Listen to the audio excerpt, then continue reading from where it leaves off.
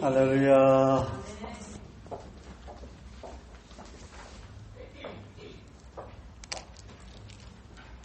하나님께서 사랑하시는 센텀 주님의 교회 가족 여러분, 오늘 말씀은 요한복음 4장 1절에서 42절 말씀을 통해서 예수님을 만날 준비가 되어 있는 사람이라는 제목으로 은혜를 나눌까 합니다.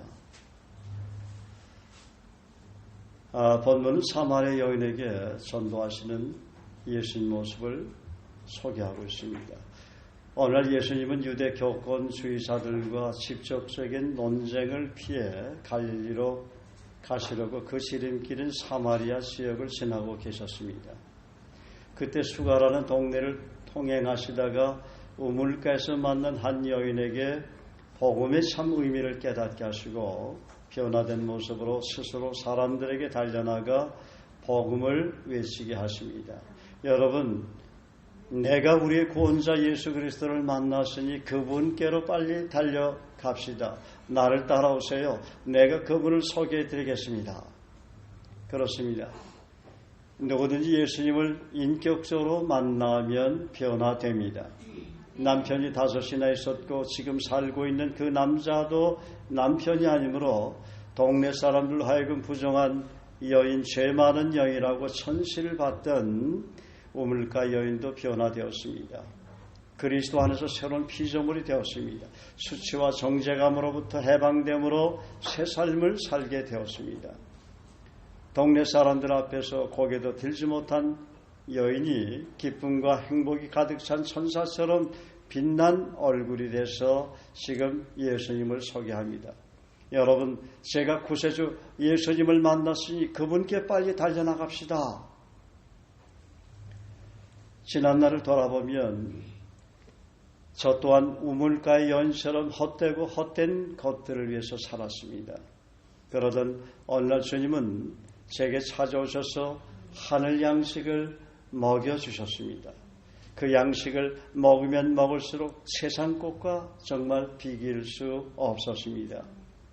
질그릇처럼 잘 깨어지고 죄로 얼룩진 탕자와 같은 더러운 그릇을 주님은 보배로운 십자가의 보혈로 깨끗이 씻어주시고 성령으로 저를 새롭게 해주셨습니다. 그리고 나를 따라오너라. 내가 너를 사람을 낚는 업으로 만들어 주리라고 말씀하셨습니다. 우물가의 여인, 이 여인은 아무도 대낮에 만나기를 꺼려했던 여인이었습니다. 사람들의 눈을 피하기 위해서 더운 낮 12시를 틈타 은밀한 발걸음으로 우물가로 달려온 여인이었습니다. 그런데 주님은 그 시간에 영원히 목마르지 않은 구원의 생수를 주시려고 그 여인의 짓눌린 고통을 아시고 기다리신 것입니다.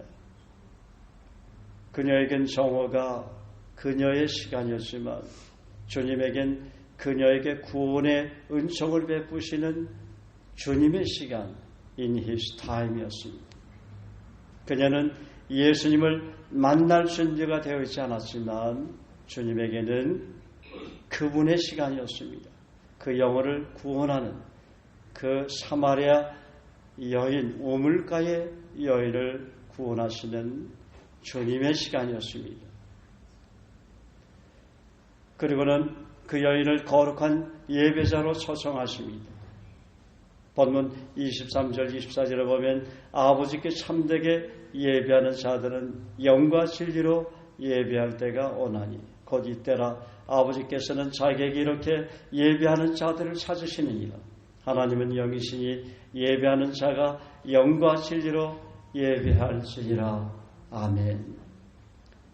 제자들이 먹을 것을 사들고 예수께 돌아와서 한 여인이 복음을 듣고 기뻐하며 물동이를 버려두고 그 마을로 뛰어가는 모습을 바라봅니다. 그리고는 예수님께 먹을 것을 권합니다. 선생님 드세요. 시장하시잖아요. 제자들이 건네는 음식을 바라보시고 다음과 같이 말씀하십니다.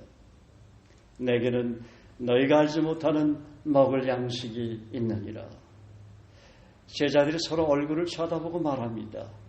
누가 잡수실 것을 갖다 드렸는가 궁금해하는 제자들을 향해서 주님께서 말씀하십니다. 나 양식은 나를 보내신 이의 뜻을 행하며 그의 일을 온전히 이루는 이것입니다.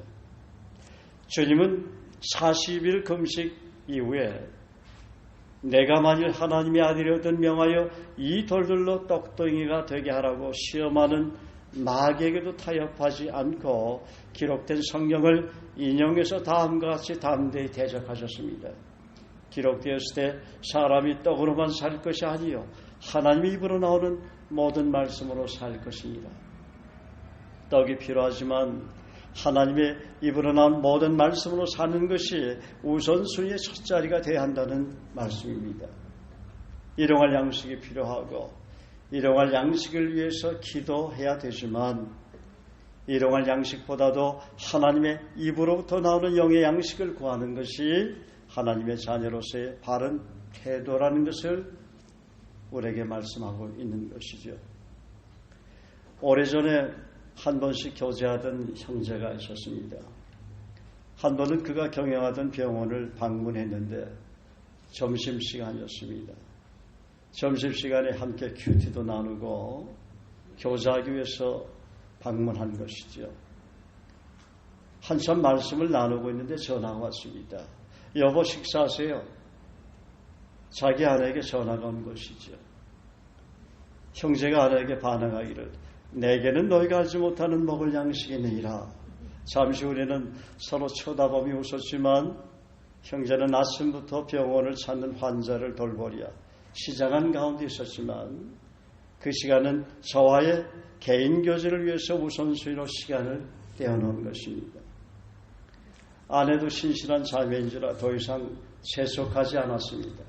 결국 하나님은 이 형제 부부를 선교사로 부르시고 귀하게 쓰셨습니다.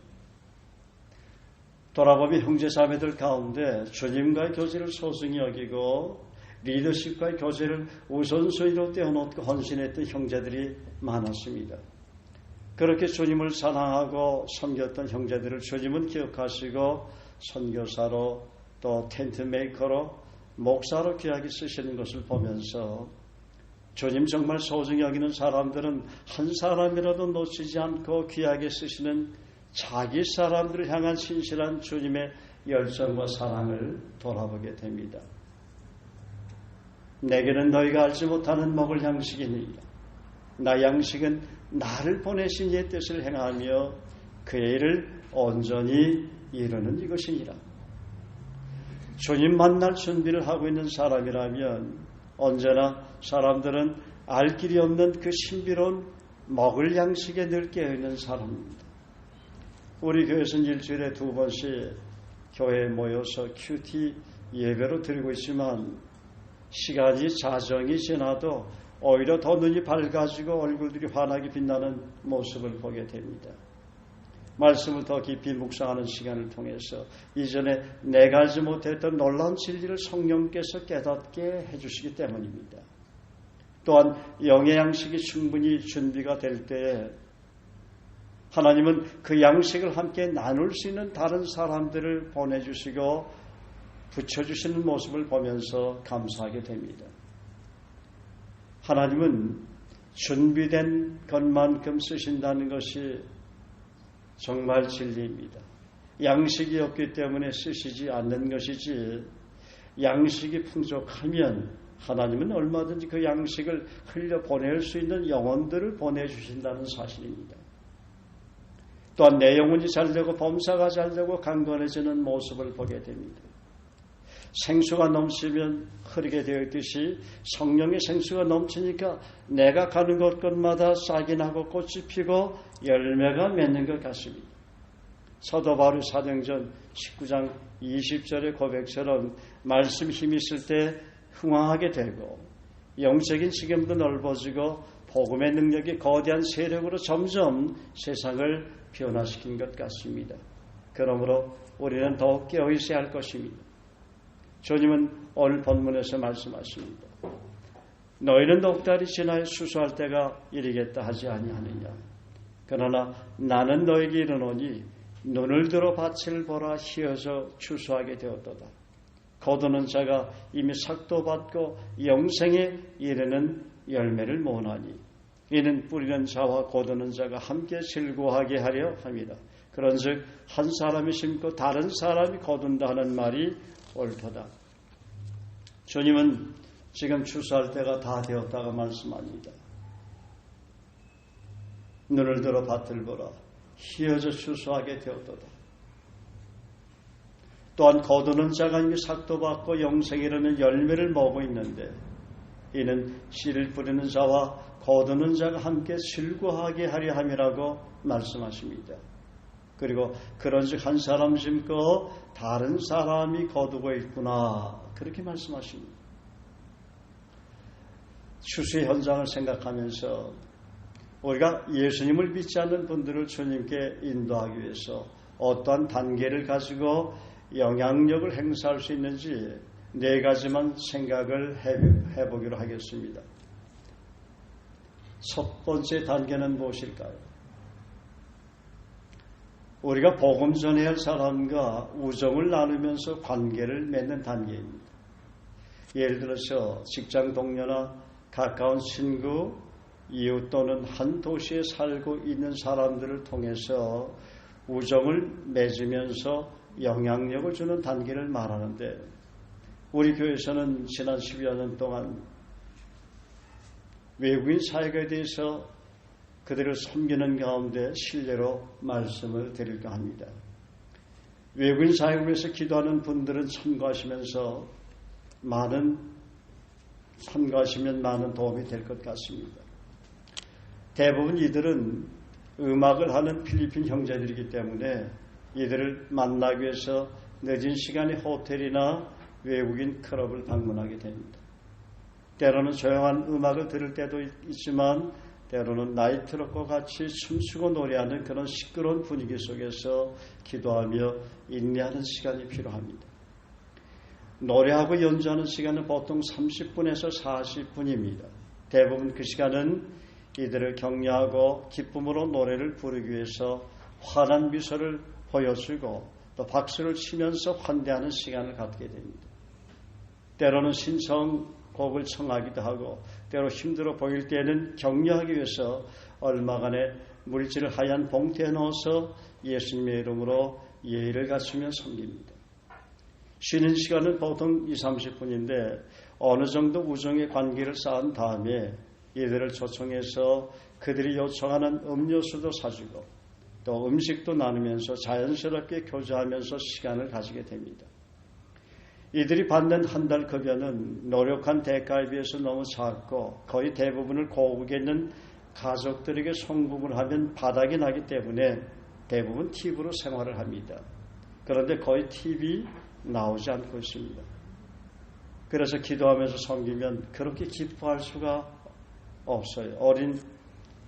어린 자매들은 아빠 감사합니다, 목사님 감사합니다 하고 울음을 터뜨리면서 끌어안기도 합니다. 또 호텔 클럽에서 노래하는 외국인 형제들은 마지막 스테이지가 밤 1시 이후에나 끝나기 때문에 다들 배가 고프다고 합니다. 왜냐하면 많은 에너지를 노래와 춤으로 사용했기 때문입니다. 그러면 이들이 좋아하는 삼겹살이나 이 외국인들은 참 이 삼겹살하고 감자탕을 참 좋아하는 것 같아요. 그래서 식사를 하러 가져가면 그렇게 좋아할 수가 없어요. 자연스럽게 친해지면서 이들의 마음속에는 복음을 벌써 받아들이지 않은 그 마음이 생기게 됩니다. 그러다가 기회가 생기면 자연스럽게 복음을 전하면 대부분 예수님을 구주로 영접하게 됩니다. 그런 가운데 그들의 마음속에는 언어도 다르고 피부색도 다른 이방인들인 자기들에게 왜 한국인 목사가 저렇게 헌신적으로 자기들에게 희생을 할까 하는 것이 큰 도전이요 감동이 되었던 것 같습니다. 그런데 부산 근교의 그 외국인 클럽에서 노래하는 필리핀인들은 새벽 5시나 6시 이후에 손님들이 다 간 이후에나 일이 끝나기 때문에 때로는 늦게까지 함께 있으면서 그들의 상처나 가족들의 이야기 또 고국을 떠난 이국 생활의 외로움도 오랜 시간 동안 들어주고 달래주면서 기도도 해주게 됩니다. 그러다 보면 그들의 마음 가운데는 벌써 복음을 받아들이기도 되고 또 어떤 외국인들은 펑펑 울기도 하고 그러면서 저와 친밀한 우정의 관계를 쌓게 됩니다. 때로는 외국인 클럽에 오는 외국인 선원들이나 또 아니면 미국인 영어 교사들이나 또 관광객들에게 복음을 전하는 그런 은혜도 누리게 되는 것을 보게 됩니다. 돌아보면 10년 동안 많은 외국인들이 복음을 듣고 거듭나게 되면서 새로운 삶을 살게 되었고 또한 많은 외국인들이 특별히 필리핀인들이 영어 암송 73구절을 탁월하게 암송하면서 놀랍게 변화되었고 거기 가서도 다른 사람들에게 복음도 전하면서 영향력을 주는 모습을 보게 됩니다. 한 번씩 외국인들이 제게 이런 얘기를 합니다. 목사님은 저희 가슴 속에 영원히 새겨진 분이 되었습니다. 그러면 제가 그런 얘기를 하죠. 영원히 가슴 속에 새길 분은 예수님이고 나는 잊어도 괜찮지만 예수님은 잊어서 안 됩니다. 예수님만이 영원히 형제와 함께 하시고 사랑하시는 귀한 분이기 때문입니다. 두 번째 단계는 기도의 단계로 우리는 영향을 줘야 합니다.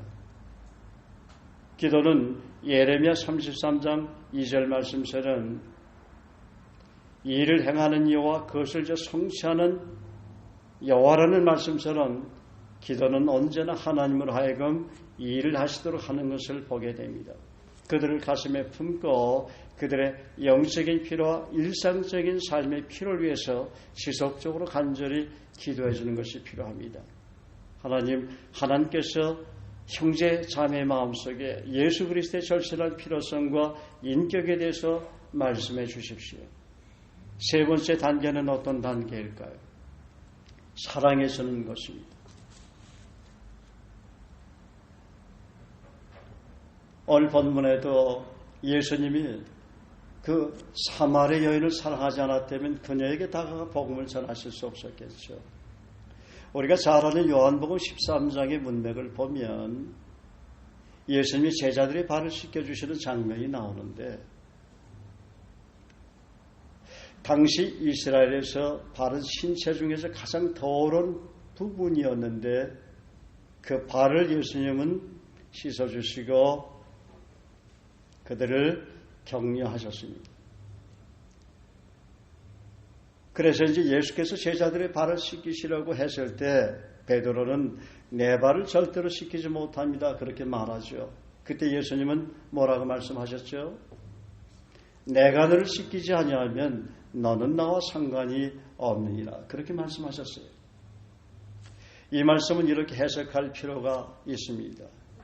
내가 고통당하는 내 이웃의 발을 씻기지 아니하면 너는 나와 아무 상관이 없느니라. 내가 한결같은 마음으로 형제의 발을 씻기고 섬기지 아니하면 너는 나와 상관이 없느니라. 내가 사람들의 상처 입은 발들을 정성을 다해 치료해주고 섬기는 종이 되지 아니하면 너는 나와 아무 상관이 없느니라. 우리가 잘 아는 요한복음 13장 34절 35절 말씀을 이렇게 우리가 얘기할 수도 있겠죠. 새 계명을 너에게 주는 서로의 진정한 필요를 위해서 예수님처럼 섬기라.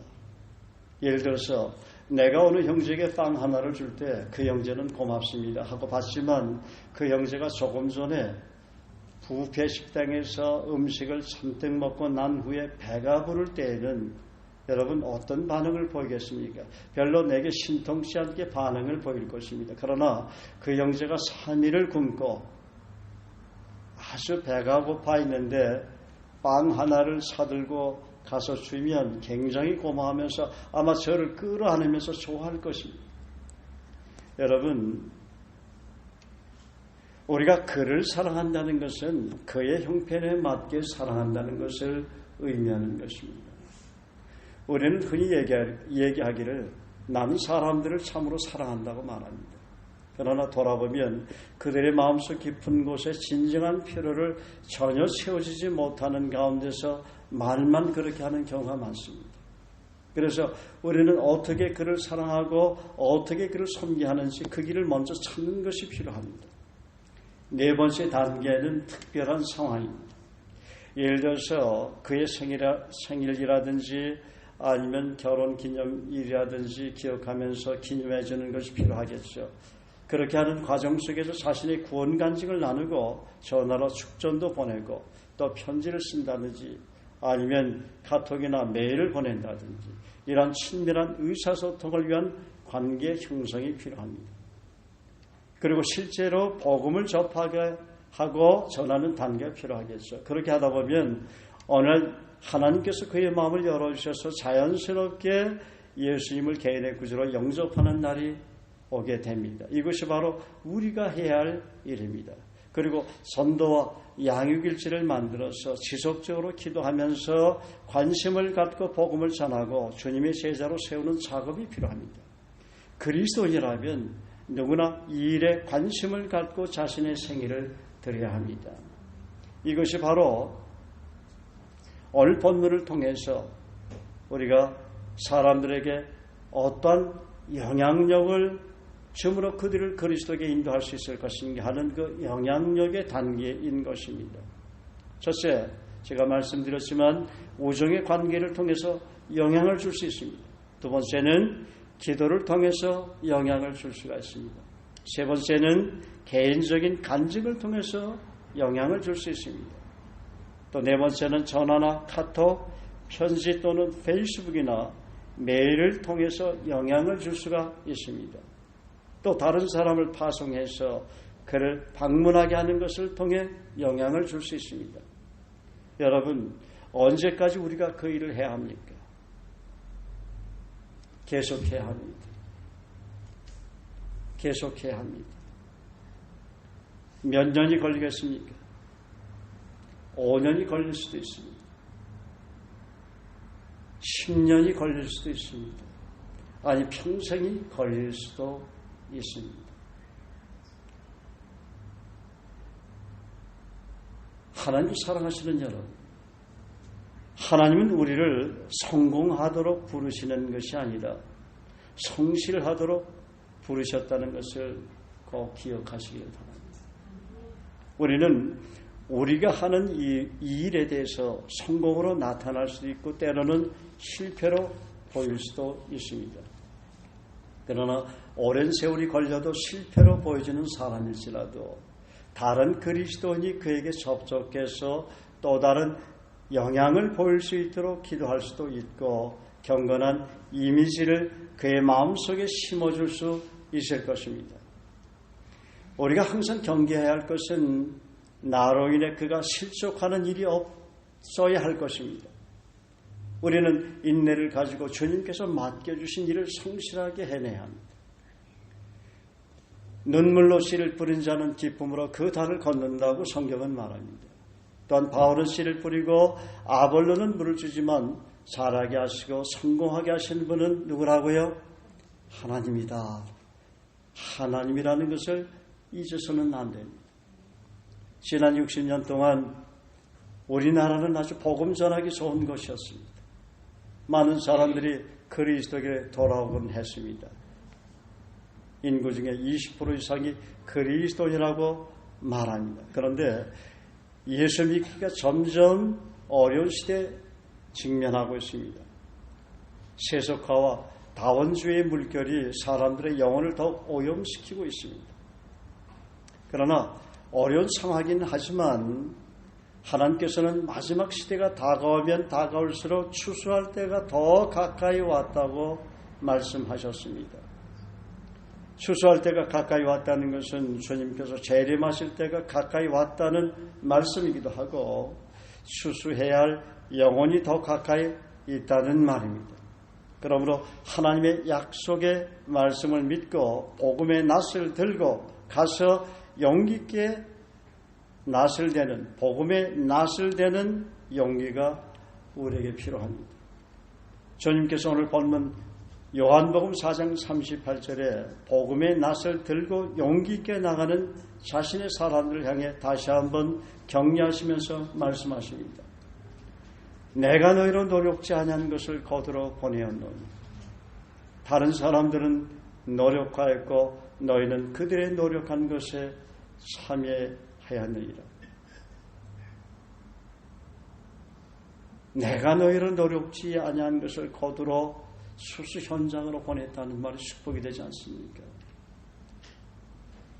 지금까지 수많은 영혼들을 추수하기 위해서 중보기도 하셨고 또 하나님의 사람들을 계속해서 추수 현장으로 보내서 기도하게 하셨고 어떤 사람은 순교자로 추수 현장에 피를 뿌리는 자신의 생명을 희생하는 거룩한 제물로 자신의 생애를 드렸고 수많은 믿음의 증인들이 이미 추수 현장을 바라보며 주님의 마음을 품고 통곡하며 울면서 기도했고 스테반 집사 같은 그런 분들은 돌을 맞으면서 순교하면서 복음을 전했던 이미 그들의 귀는 열려있다는 것을 말하는 것입니다. 그러므로 내가 너희로 노력지 않은 것을 거두러 보내었노니 다른 사람들은 노력하였고 너희는 그들의 노력한 것에 참여하였느니라. 이 말씀을 주님이 제자들에게 또 우리에게 말씀하고 계시는 것입니다. 하나님께서 우리에게 추수할 지역으로 외국인 사역과 부산과 영남 지역을 맡기신 것은 구속사의 관점에서 바라볼 때 참으로 감사한 일이 아닐 수가 없습니다. 제가 페이스북에 친구들이 한 1,700여 명이 되는데 외국인들이 그렇죠. 제가 한번 메시지를 보내면 수십 명이 반응이 올 때도 있고 또 어제는 사진을 한 장 보냈는데 150여 명 이상이 반응이 왔어요. 제 사진 보냈어요. 인사하면서. 그렇게 호응을 한다는 거예요. 필리핀, 미국, 유럽에 있는 형제 자매들이에요. 그러니까 우리 교회는 앉아서도 전 세계 사역을 하고 있는 거예요. 그들의 고민을 페이스북에 보내면 영상을 통해서 얼굴과 얼굴을 마주 대하면서 화면을 보면서 기도도 해주고 또 하나님 말씀도 함께 나누며 은혜 받는 시간을 우리가 함께 갖게 되는 것이죠. 그러면서 영상을 통해서도 그들이 울고 하나님 앞에 자신의 모습을 반성하고 때로는 자백하고 회개하면서 주님께서 정말 새로운 모습으로 주님의 신실한 제자의 삶을 살아야 되겠다는 그런 결심을 보여줄 때도 많이 있습니다.